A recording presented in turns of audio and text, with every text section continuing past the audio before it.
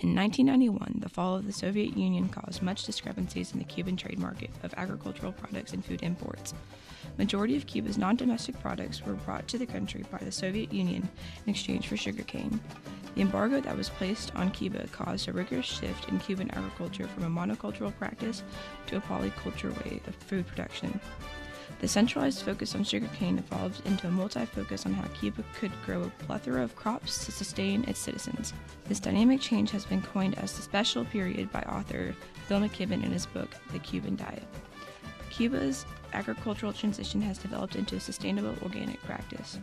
An example of sustainable practices are organopónicos, also known as urban gardens, has become a popular method for citizens to grow their own food. Instances like these have decreased problems in regard to food deserts and food insecurity, meaning that there is in fact great access to healthy foods.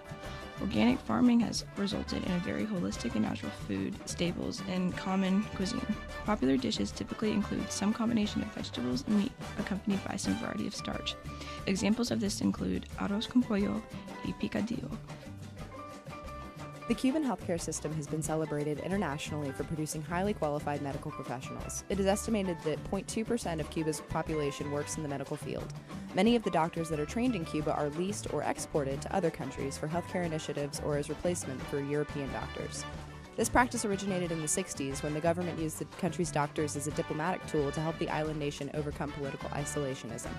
The socialist economy in Cuba provides universal healthcare to all citizens, and this is reflected in the country's healthcare statistics. The infant mortality rate is reported as being lower than that of the United States, and the life expectancy has been similar or above that of the U.S. as well in recent years. However, these statistics may not necessarily reflect the realities of the system in place.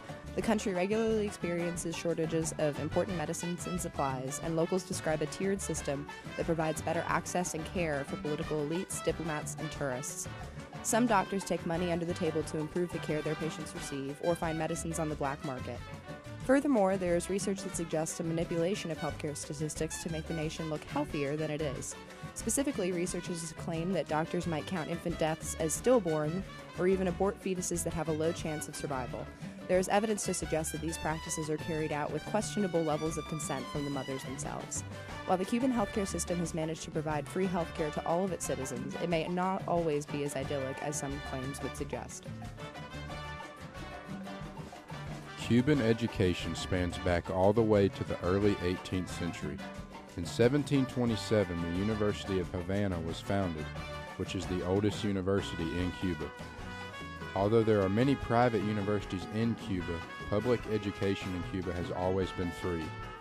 Following the Cuban Revolution, the new governmental system wanted to immediately address the literacy problem that had plagued Cuba for so long.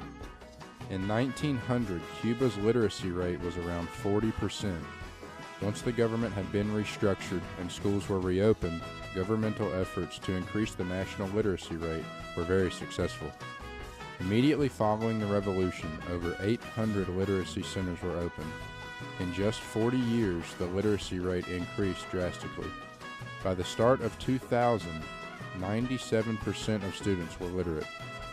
Cuban leaders held the belief that for Cuba to be successful, its citizens had to be active members of society, and all of that started with getting a good education.